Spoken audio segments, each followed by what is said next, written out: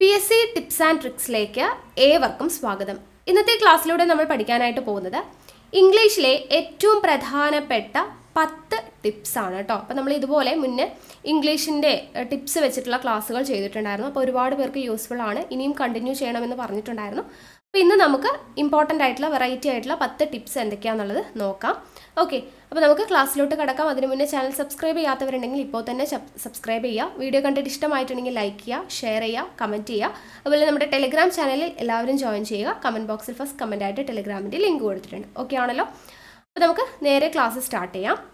ആദ്യത്തെ ചോദ്യം, nothing was known about him. അപ്പോൾ ക്വസ്റ്റ്യൻ ടാഗാണ് അല്ലേ, nothing was known about him എന്നാണ് കൊടുത്തിരിക്കുന്നത്.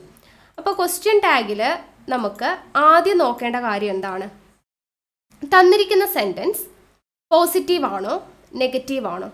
ഇവിടെ നത്തിങ് എന്ന് പറഞ്ഞിട്ടുണ്ട്. അപ്പം നത്തിങ് വന്നു കഴിഞ്ഞാൽ സെൻറ്റൻസ് എന്ത് സെൻറ്റൻസാ? നെഗറ്റീവ് സെൻറ്റൻസ് ആണ് അല്ലേ. അപ്പം നോ ഇല്ല എന്നുള്ളൊരു മീനിങ് അല്ലേ. അപ്പോൾ അത് നെഗറ്റീവ് സെൻറ്റൻസ് ആണ്. നെഗറ്റീവ് സെൻറ്റൻസ് ആണെങ്കിൽ നമ്മുടെ ടാഗ് എന്തായിരിക്കണം?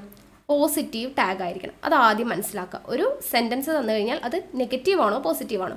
സെൻറ്റൻസ് നെഗറ്റീവ് ആണെങ്കിൽ ടാഗ് പോസിറ്റീവ്, സെൻറ്റൻസ് പോസിറ്റീവ് ആണെങ്കിൽ ടാഗ് നെഗറ്റീവ്. അത് ആദ്യം മനസ്സിലാക്കി വെക്കാം. അത് കഴിഞ്ഞാൽ നമ്മൾ അടുത്ത് നോക്കേണ്ടത് എന്താണ്? ഓക്സിലറി വേർബ് ഉണ്ടോ? അപ്പം നെഗറ്റീവ് ആണോ പോസിറ്റീവ് ആണോ എന്ന് നോക്കിക്കഴിഞ്ഞ് കഴിഞ്ഞാൽ ഓക്സിലറി ഉണ്ടോ എന്ന് നോക്കാം. ഇവിടെ ഓക്സിലറി ഉണ്ട്. എന്താ? വാസ് ആണ് നമ്മുടെ ഓക്സിലറി വേർബ് അല്ലേ. അപ്പോൾ വാസ് നമ്മൾ എഴുതി. ഇനി സെൻറ്റൻസ് പോസിറ്റീവ് ആണ്, അപ്പോൾ അവിടെ നോട്ടൊന്നും ചേർക്കേണ്ട ആവശ്യമില്ല. ഇനി നമുക്കിവിടെ വരുന്ന പ്രൊനൗൺ എന്താണെന്ന് അറിയണം. ഇവിടെ നത്തിങ് ആണ്. നത്തിങ് വന്നു കഴിഞ്ഞാൽ പ്രൊനൗൺ എന്ന് പറയുന്നത് എപ്പോഴും ഇറ്റ് ആയിരിക്കും എന്നുള്ളത് ഓർത്തിരിക്കുക കേട്ടോ. നത്തിങ് നത്തിങ് എന്നാണ് നമ്മുടെ സബ്ജക്റ്റായിട്ട് വന്നിരിക്കുന്നതെങ്കിൽ അത് ടാഗിലോട്ട് മാറുമ്പോൾ ഇറ്റ് എന്നായിരിക്കും മാറ്റേണ്ടത്. ഓക്കെ, അത് ആദ്യം പഠിച്ചു വയ്ക്കുക. അപ്പോൾ ഇത് ഒന്നാമത്തെ ടിപ്പായിട്ട് എഴുതി വയ്ക്കുക. നത്തിങ് ആണ് സബ്ജക്റ്റായിട്ട് വന്നിരുന്നെങ്കിൽ ഇറ്റ് എന്ന് പറയുന്നതായിരിക്കും നമ്മുടെ പ്രൊനൗൺ. അപ്പോൾ വാസ് ഇറ്റ്. അപ്പോൾ ഇതാണ് നമ്മുടെ ആൻസർ. ഓപ്ഷൻ എ ആണ് നമ്മുടെ ആൻസർ ആയിട്ട് വരുന്നത്, വാസ് ഇറ്റ്. ഓക്കെ, അപ്പോൾ ആദ്യം സെൻറ്റൻസ് നെഗറ്റീവ് ആണോ പോസിറ്റീവ് ആണോ നോക്കി. നത്തിങ് കണ്ടു, അപ്പോൾ സെൻറ്റൻസ് നെഗറ്റീവ് ആണ്. അപ്പോൾ ടാഗ് എന്താ? പോസിറ്റീവ് ആണെന്ന് മനസ്സിലായി. ഇനി ഓക്സിലറി വേർബ് നോക്കി, വാസ് ആണ് ഉള്ളത്. പോസിറ്റീവ് ആയതുകൊണ്ട് വാസ് അങ്ങനെ തന്നെ എഴുതി. പിന്നെ പ്രൊനൗൺ എന്താണ് വരുന്നതെന്ന് അറിയാൻ വേണ്ടിയിട്ട് നമ്മുടെ സബ്ജക്റ്റ് നോക്കി. സബ്ജക്റ്റ് നത്തിങ് ആണ്. സബ്ജക്റ്റ് നത്തിങ് വന്നു കഴിഞ്ഞാൽ പ്രൊനൗൺ എന്താണ്? ഇറ്റ് ആണ്. അപ്പോൾ നമ്മുടെ ആൻസർ എന്ത് വന്നു? വാസ് ഇറ്റ് എന്നുള്ളതാണ് നമ്മുടെ ടാഗ്. ഓക്കെ ആണല്ലോ? അടുത്ത ചോദ്യം, she succeeded if she had worked hard. She succeeded if she had worked hard ആണ് കേട്ടോ. അപ്പോൾ ഇവിടെ ഗ്യാപ്പ് ഉണ്ട് കേട്ടോ. ഈ ഷീ കഴിഞ്ഞിട്ട് ഇവിടെ ഡാഷ് ആണ്. ഓക്കെ, അത് ടൈപ്പ് ചെയ്തതിൻ്റെ ചെറിയൊരു മിസ്റ്റേക്കാണ്. She dash succeeded if she had worked hard എന്നുള്ളതാണ്. അപ്പോൾ ഈ ഷീ ഡാഷ് ഇവിടെ എന്താണ് വരിക? ഇടയ്ക്ക് എന്താണ് വരിക എന്നുള്ളതാണ് ചോദിച്ചിരിക്കുന്നത്. അപ്പോൾ ഇവിടെ നോക്കുക, ഇഫ് ഷീ ഹാഡ് വർക്ക്ഡ്, ഇവിടെ ഇഫ് ക്ലോസ് ആണ് അല്ലേ. ഇഫ് ക്ലോസിൽ ഇവിടെ എന്താ വന്നിരിക്കുന്നത്? Had plus B3. അപ്പോൾ ഇഫ് ക്ലോസിൽ ഹാഡ് പ്ലസ് B3 ആണെങ്കിൽ നമ്മുടെ മെയിൻ ക്ലോസിൽ എന്താണ് വരേണ്ടത്? വുഡ് ഹാവ് പ്ലസ് B3 ആണ്. അപ്പോൾ രണ്ടാമത്തെ ടിപ്പായിട്ട് എഴുതി വയ്ക്കുക. ഇഫ് ക്ലോസ് നമ്മൾ പഠിച്ചിട്ടുള്ളതാണ്. ഇഫ് ക്ലോസിൽ ഹാഡ് പ്ലസ് B3 ആണ് വന്നിട്ടുള്ളതെങ്കിൽ മെയിൻ ക്ലോസിൽ എന്ത് വരണം? വുഡ് ഹാവ് പ്ലസ് B3 വരണം. ഇമ്പോർട്ടൻ്റ് ആയിട്ടുള്ളൊരു ടിപ്പാണ്, എല്ലാ പരീക്ഷയ്ക്കും ചോദിക്കുന്നതാണ്. അപ്പോൾ ഇവിടെ ഇഫ് ക്ലോസ് ആണ്. അപ്പോൾ had worked V3, had plus V3 വന്നു ഇഫ് ക്ലോസിൽ. അപ്പോൾ മെയിൻ ക്ലോസിൽ എന്ത് വരണം? Would have plus B3. അപ്പോൾ ഇവിടെ B3 ഫോം ഓൾറെഡി ഉണ്ട്, സക്സീഡഡ്. അപ്പോൾ ഇവിടെ വുഡ് ഹാവ് വന്നാൽ മതി അല്ലേ. അപ്പോൾ നമ്മുടെ ആൻസർ എന്താ? ഓപ്ഷൻ സി ആണ്, വുഡ് ഹാവ്. അപ്പം ഇപ്പം തന്നെ പഠിച്ചു വയ്ക്കുക, ഇഫ് ക്ലോസിൽ ഹാഡ് പ്ലസ് B3 വന്നാൽ മെയിൻ ക്ലോസിൽ എന്ത് വരണം? വുഡ് ഹാവ് പ്ലസ് B3 വരണം. ഓക്കെ ആണോ?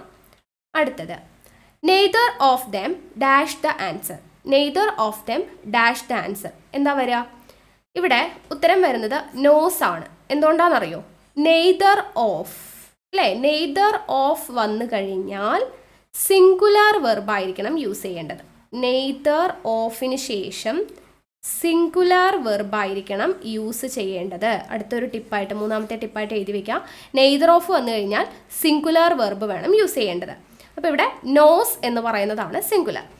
പക്ഷേ നിങ്ങൾ ആലോചിക്കും, ഇവിടെ ഈസ് ഉണ്ട് കേട്ടോ. ഈസ് നോയിങ്, വാസ് നോയിങ്, ഇതെല്ലാം സിംഗുലർ അല്ലേ. ഈസ് നോയിങ്ങും വാസ് നോയിങ്ങും ഒക്കെ സിംഗുലർ ആണ്. അപ്പോൾ എന്തുകൊണ്ട് അത് വന്നില്ല എന്ന് ചോദിച്ചു കഴിഞ്ഞാൽ, നോയിങ് എന്ന് പറയുന്ന നോയുടെ കൂടെ ING എന്ന് പറയുന്നൊരു ഫോം വരത്തില്ല. ഓക്കെ, ചില വേർഡ്സിൻ്റെ കൂടെ ING ഫോം സെറ്റ് ആവത്തില്ല. അപ്പോൾ അങ്ങനെ ഒരു വേർഡാണ് നോ എന്ന് പറയുന്നത്.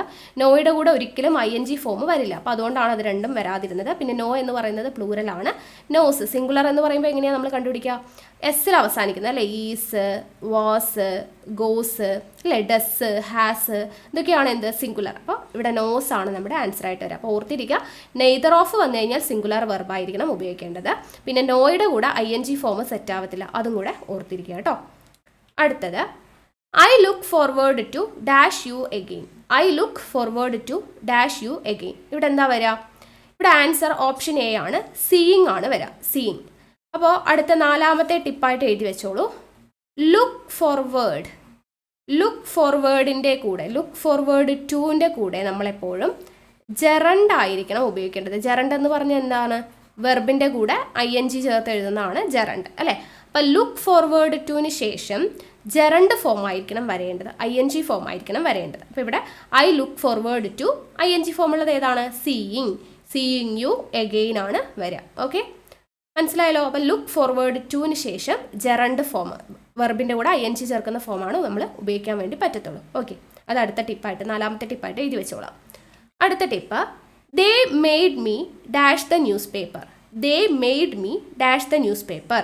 അപ്പോൾ ഇവിടെ എന്താണ് വരിക? ഉത്തരം ഓപ്ഷൻ എ ആണ്, സൈൻ ആണ്. എന്തുകൊണ്ടാണെന്നറിയോ? ഈ മെയ്ക്ക് അതുപോലെ മെയ്ഡ്, മെയ്ക്കും മെയ്ഡും ഇതിൻ്റെ എല്ലാം കൂടെ നമ്മളെപ്പോഴും ബേസ് ഫോം ഓഫ് ദി വെർബാണ് നമ്മൾ യൂസ് ചെയ്യാൻ വേണ്ടി പറ്റത്തുള്ളൂ. 5ാമത്തെ ടിപ്പാണ്, എഴുതി വെച്ചോളാം. മെയ്ക്ക് അല്ലെങ്കിൽ മെയ്ഡൊക്കെ വന്നു കഴിഞ്ഞാൽ അതിൻ്റെ കൂടെ എപ്പോഴും ബേസ് ഫോമാണ് യൂസ് ചെയ്യുക. അപ്പോൾ ഇവിടെ sign, to sign, signing, signed ഒക്കെയാണ്. അപ്പോൾ ഇവിടെ ബേസ് ഫോം ഏതാണ്? സൈൻ ആണ് വരിക. അപ്പോൾ ദേ ഇവിടെ മെയ്ഡ് ഉള്ളതുകൊണ്ടാണ് കേട്ടോ. അപ്പോൾ മെയ്ഡ് അല്ലെങ്കിൽ മേക്ക് വന്നു കഴിഞ്ഞാൽ ബേസ് ഫോം ഓഫ് ദി വെർബായിരിക്കും നമ്മളെപ്പോഴും യൂസ് ചെയ്യേണ്ടത്. 5ാമത്തെ ടിപ്പ് കിട്ടിയോ? അടുത്ത tip, you had better dash a doctor. You had better dash a doctor. ഇവിടെ ആൻസർ കൺസൾട്ട് ആണ്, ഓപ്ഷൻ എ കൺസൾട്ട്. എന്തുകൊണ്ടാണെന്നറിയോ? 6ാമത്തെ ടിപ്പായിട്ട് എഴുതി വെച്ചോളൂ. ഈ ഹാഡ് ബെറ്റർ, അതുപോലെ had rather, had better, had rather, would rather, ഇതിനെല്ലാം ശേഷം നമ്മളെപ്പോഴും ബെയർ ഇൻഫിനിറ്റീവ് ആണ് യൂസ് ചെയ്യുന്നത്. ബെയർ ഇൻഫിനിറ്റീവ് അഥവാ ബേസ് ഫോം ഓഫ് ദി വെർബാണ് യൂസ് ചെയ്യുക. Okay, base form of the വെർബാണ് യൂസ് ചെയ്യുക എന്നുള്ളത് ഓർത്തിരിക്കുക കേട്ടോ. ഏതിലേക്ക് കൂടെയാണ്? Had better, had rather, would rather, ഇതിനെല്ലാം ശേഷം നമ്മൾ ബേസ് ഫോം ഓഫ് ദി വെർബാണ് യൂസ് ചെയ്യുക. ഓക്കെ, അപ്പോൾ ഇവിടെ യു ഹാഡ് ബെറ്റർ ആയതുകൊണ്ടാണ് നമ്മളിവിടെ കൺസൾട്ട് എന്ന് പറയുന്നത് ബേസ് ഫോം. ബാക്കിയൊക്കെ നോക്കിക്കേ, കൺസൾട്ടഡ്, കൺസൾട്ടിങ്, ടു കൺസൾട്ട് എന്നൊക്കെയാണ് അല്ലേ? അപ്പോൾ ബേസ് ഫോം ഓഫ് ദി വെർബാണ് നമ്മൾ യൂസ് ചെയ്യുക. എന്തിനു ശേഷം? Had better, had rather, would റാദറിനൊക്കെ ശേഷം. ഓക്കെ, നമ്മൾ നേരത്തെ മേക്ക് മെയ്ഡിന് ശേഷം ബേസ് ഫോം പറഞ്ഞു. അതുപോലെ had better, had rather, would റാദറിന് ശേഷം base form of the verb ആയിരിക്കണം യൂസ് ചെയ്യേണ്ടത്. 6ാമത്തെ ടിപ്പ് കിട്ടിയോ? അടുത്തത്, we all yesterday. We dash ഉണ്ട് കേട്ടോ ഇവിടെ. വി ഡാഷ് ഓൾ യെസ്റ്റർഡേ എന്നാണ് കേട്ടോ. We dash all yesterday. അപ്പോൾ എന്താ വരിക? വി ഡാഷ് ഓൾ യെസ്റ്റർഡേ എന്ന് പറയുമ്പോൾ ഇവിടെ നമ്മുടെ ആൻസർ ആയിട്ട് വരുന്നത്, യെസ്റ്റർഡേ എന്ന് പറയുമ്പോൾ നമുക്കറിയാം എപ്പോഴും എന്താ? യെസ്റ്റർഡേ എന്ന് പറയുന്നത് നമ്മുടെ സെൻറ്റൻസിൽ ഉണ്ട് എന്നുണ്ടെങ്കിൽ എപ്പോഴും നമ്മൾ യൂസ് ചെയ്യേണ്ടത് V2 ഫോം ആയിരിക്കണം. അപ്പോൾ നമ്മുടെ ആൻസർ എന്താ വരിക? വർക്ക്ഡ് ആണ് വരിക. അപ്പോൾ വി വർക്ക്ഡ് ഓൾ യെസ്റ്റർഡേ എന്നുള്ളതാണ് വരിക. ഓക്കെ, അപ്പോൾ V2 ഫോം ആയിരിക്കണം വരേണ്ടത്. എന്തുകൊണ്ടാണ്? യെസ്റ്റർഡേ വന്നതുകൊണ്ട്. അപ്പോൾ യെസ്റ്റർഡേ മാത്രമല്ല, യെസ്റ്റർഡേ, അതുപോലെ ago, last day, last week, അതുപോലെ ദിസ് മോർണിംഗ്, ഇപ്പോൾ ഏതെങ്കിലും ഒരു വർഷം, ഇപ്പം ഇൻ 1947 എന്ന് പറഞ്ഞിട്ടൊരു വർഷമൊക്കെ തന്നിട്ടുണ്ട്. ഇങ്ങനെയൊക്കെ ഉണ്ടെങ്കിൽ ഇതിനെല്ലാം ശേഷം നമ്മളെപ്പോഴും V2, അതായത് സിമ്പിൾ പാസ്റ്റ് ആണ് നമ്മൾ യൂസ് ചെയ്യുക. സിമ്പിൾ പാസ്റ്റ് കേട്ടോ. അപ്പോൾ ഇവിടെ നമ്മുടെ ആൻസർ എന്താ?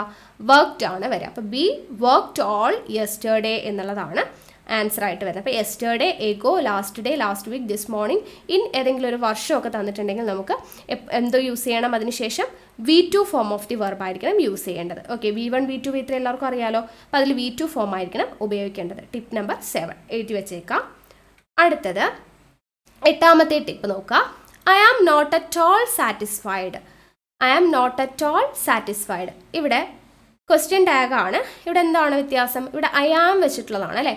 ഇപ്പോൾ ഇവിടുത്തെ answer I am not at all satisfied ആണ്. നമ്മുടെ ക്വസ്റ്റ്യൻ ടാഗ് എന്താ? ആം ഐ ആണ് വരിക കേട്ടോ, ആം ഐ. അപ്പോൾ ഇപ്പം തന്നെ പഠിച്ചേക്കുക, ഐ ആം 8ാമത്തെ ടിപ്പായിട്ട് പഠിച്ചു വെച്ചേക്കുക. ഐ ആം ആണ് വരുന്നതെങ്കിൽ, നമ്മുടെ സെൻറ്റൻസിൽ ഐ ആം ആണ് വരുന്നതെങ്കിൽ, പോസിറ്റീവായിട്ടാണ് വരുന്നതെങ്കിൽ നമ്മുടെ ടാഗ് എപ്പോഴും ആറിൻറ്റ് ഐ ആയിരിക്കും, ആറിൻറ്റ് ഐ. എന്നാൽ ഐ ആം നോട്ട്, ഇപ്പോൾ നമ്മുടെ സെൻറ്റൻസിൽ എന്താ വന്നിരിക്കുന്നത്? ഐ ആം നോട്ട് ആണെങ്കിൽ നമ്മുടെ ടാഗ് എപ്പോഴും എന്തായിരിക്കും? ആം ഐ ആയിരിക്കും. ഓക്കെ, അപ്പോൾ ആമിൻറ്റ് ഐ എന്ന് പറയുന്ന ഒരു പ്രയോഗം തെറ്റാണ്. ആമിൻറ്റ് ഐ എന്ന് പറയുന്നത് ഇല്ല. ഐ ആം ആണെങ്കിൽ നമ്മുടെ ക്വസ്റ്റ്യൻ ടാഗ് എപ്പോഴും ആറിൻറ്റ് ഐ ആയിരിക്കും. ഐ ആം നോട്ട് ആണെങ്കിൽ ആം ഐ ആയിരിക്കും. ഇത് 8ാമത്തെ ടിപ്പായിട്ട് എഴുതി വെച്ചേക്കാം. PSCക്ക് സ്ഥിരമായിട്ട് വരുന്ന ഒരു ചോദ്യമാണ്. ഓക്കെ, അടുത്ത ചോദ്യം, choose the incorrect part of the sentence much water has flown under the bridge. ഇവിടെ ഇൻകറക്റ്റ് ആയിട്ടുള്ളത് ഏതാണെന്നാണ് ചോദിച്ചിരിക്കുന്നത്. തന്നിരിക്കുന്ന സെൻറ്റൻസ് നോക്കിക്കേ, much water has flown under the bridge എന്നാണ് തന്നിരിക്കുന്നത്. അപ്പോൾ ഇവിടെ തെറ്റിയത് ഹാസ് ഫ്ലോൺ ആണ് കേട്ടോ. ഹാസ് ഫ്ലോൺ എന്ന് പറയുന്നതാണ് തെറ്റിയത്. എന്തുകൊണ്ടാണ്? ഇവിടെ മച്ച് വാട്ടർ ഹാസ് ഫ്ലോൺ, ഈ ഫ്ലോൺ എന്ന് പറയുന്നതില്ലേ, ഇത് എന്തിൻ്റെയാണ്? അതായത് നമുക്ക് ഫ്ലൈ എന്ന് പറയുന്നതിൻ്റെ V1 V2 V3 എടുത്തു കഴിഞ്ഞാൽ ഫ്ലൈ, ഫ്ലൂ, ഫ്ലോൺ എന്നാണ് വരിക. അതായത് പറക്കുക എന്നുള്ള മീനിങ്ങിലാണ് ഇത് വരുന്നത്.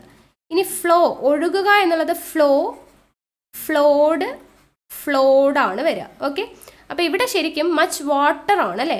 വാട്ടർ ആവുമ്പോൾ ശരിക്കും ഒഴുകുക എന്നുള്ള മീനിങ് അല്ലേ വരേണ്ടത്. അപ്പോൾ ഫ്ലോഡ് എന്ന് പറയുന്ന ഇതാണ് നമുക്ക് ഇവിടെ വരേണ്ടത് അല്ലേ. Much water has flawed under the bridge ആണ് വരേണ്ടത്, ഫ്ലോൺ അല്ല വരേണ്ടത്. പറക്കുക എന്നുള്ള മീനിങ് ആണ് വരിക.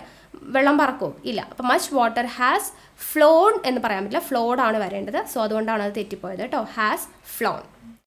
അടുത്തത്, complete the following sentences using an appropriate adjectives. നോക്കുക, അപ്രോപ്രിയേറ്റ് അഡ്ജക്റ്റീവ്സ് വെച്ചിട്ട് ഈ സെൻറ്റൻസ് കംപ്ലീറ്റ് ചെയ്യാനാണ് പറഞ്ഞിരിക്കുന്നത്. He is the member of the club. അതായത് ഇവിടെ ഹീ ഈസ് ദ കഴിഞ്ഞിട്ട് ഇവിടെ he is the dash member of the ക്ലബ്ബാണ് കേട്ടോ. ഹീ ഈസ് ദ കഴിഞ്ഞിട്ട് ഇവിടെ ഡാഷ് ഉണ്ട്. He is the dash member of the club എന്നാണ് പറഞ്ഞിരിക്കുന്നത്. അപ്പോൾ ഇവിടെ ഓപ്ഷൻസ് നോക്കുക, ഓൾഡസ്റ്റ് ഉണ്ട്, എൽഡർ ഉണ്ട്, ഓൾഡ് ഉണ്ട്, എൽഡസ്റ്റ് ഉണ്ട്. ഇവിടുത്തെ ആൻസർ എന്താണെന്നറിയോ? ഓൾഡസ്റ്റ് ആണ്. എന്തുകൊണ്ടാണ്? അതായത് നമുക്കറിയാം ഇവിടെ ഹീ ഈസ് ദ ആണ് അല്ലേ. അപ്പോൾ ദ കഴിഞ്ഞിട്ട് എപ്പോഴും സൂപ്പർലേറ്റീവ് ഡിഗ്രി ആണ് വരേണ്ടത് അല്ലേ. ദ കഴിഞ്ഞ് കഴിഞ്ഞാൽ സൂപ്പർലേറ്റീവ് ഡിഗ്രി ആണ് വരേണ്ടത്. സോ നമുക്ക് ഏതൊക്കെ എടുക്കാം? സൂപ്പർലേറ്റീവ് ഡിഗ്രിയിൽ എൽഡസ്റ്റും ഉണ്ട്, ഓൾഡസ്റ്റും ഉണ്ട്. ഇനി ഇവിടെ he is the member of the club എന്നാണ് പറഞ്ഞിരിക്കുന്നത്. അപ്പോൾ നമ്മൾ ഓൾഡസ്റ്റ് എന്ന് പറയുന്നത് ഡിഫറെൻറ്റ് ഫാമിലിയിലുള്ളവരാണെങ്കിൽ നമ്മൾ ഓൾഡസ്റ്റും, സെയിം ഫാമിലിയിലാണെങ്കിൽ നമ്മൾ എൽഡസ്റ്റും ആണ് എടുക്കുക.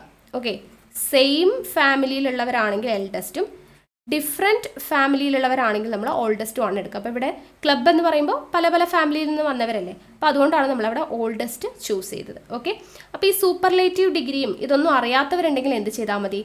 EST ഫോം എന്ന് പറയുന്നതിന് മുൻപ് എപ്പോഴും ദ ഉണ്ടാവും. ദ ഓൾഡസ്റ്റ്, ദ എൽഡസ്റ്റ് അങ്ങനെ ഉണ്ടായിരിക്കും. ഇനി ER ആണെങ്കിലോ, അതായത് ഇപ്പോൾ ഓൾഡർ, ഓൾഡർ ദാൻ ഉണ്ടായിരിക്കും. ഓക്കെ, ERന് ശേഷം ദാൻ ഉണ്ടായിരിക്കും. ESTക്ക് മുൻപ് എന്നിട്ടായിരിക്കും ദ ഉണ്ടായിരിക്കും. ഇനി സാധാരണ ഇപ്പോൾ ഓൾഡ് എന്നാണെങ്കിലോ ഇവിടെ ആസും ഇവിടെ ആസ് ഉണ്ടായിരിക്കും. As old as, so old as എന്നൊക്കെ ആയിരിക്കും. അപ്പോൾ ആസും ആസും ആയിരിക്കും അപ്പുറം ഇപ്പുറം ഉണ്ടാവുക. അതായത് നമ്മുടെ സാധാരണ ഫോമിലാണെങ്കിൽ. ഇനി സൂപ്പർലേറ്റീവ് ഡിഗ്രിയിലാണെങ്കിൽ എന്തായിരിക്കും? ദ ആയിരിക്കും ഫ്രണ്ടിൽ ഉണ്ടാവുക.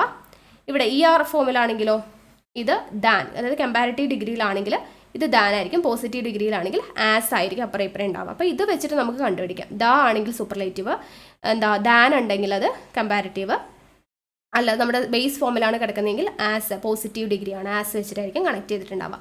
ഇത് വെച്ചിട്ട് നമുക്ക് കണ്ടുപിടിക്കാൻ വേണ്ടി പറ്റും. ഓക്കെ, അപ്പോൾ ഓൾഡസ്റ്റ് എന്ന് പറയുന്നത് ഡിഫറെൻറ്റ് ഫാമിലിയിലുള്ള മെമ്പേഴ്സിനെ തമ്മിൽ കമ്പയർ ചെയ്യുകയാണെങ്കിൽ ഓൾഡസ്റ്റ് ഉപയോഗിക്കും. സെയിം ഫാമിലിയിലുള്ള മെമ്പേഴ്സിനെ തമ്മിലാണെങ്കിൽ നമ്മൾ കമ്പയർ ചെയ്യണമെങ്കിൽ എൽഡസ്റ്റ് ഉപയോഗിക്കും. ഓക്കെ, ഇത്രയും കിട്ടിയല്ലോ. അപ്പോൾ ഇത്രയുമാണ് നമ്മുടെ ഇന്നത്തെ ഇംഗ്ലീഷ് ക്വസ്റ്റ്യൻസ് എന്ന് പറയുന്നത്. 10 ക്വസ്റ്റ്യൻസ് ആണ് നമ്മൾ ഡിസ്കസ് ചെയ്തത്. അപ്പോൾ അതിൽ നിന്നും 10 കാര്യങ്ങൾ നിങ്ങൾ പഠിച്ചിട്ടുണ്ടായിരിക്കുമല്ലോ. ഓക്കെ, അപ്പോൾ ഇതുപോലുള്ള അടുത്ത ക്ലാസ്സുമായിട്ട് വീണ്ടും കാണാം. Thank you.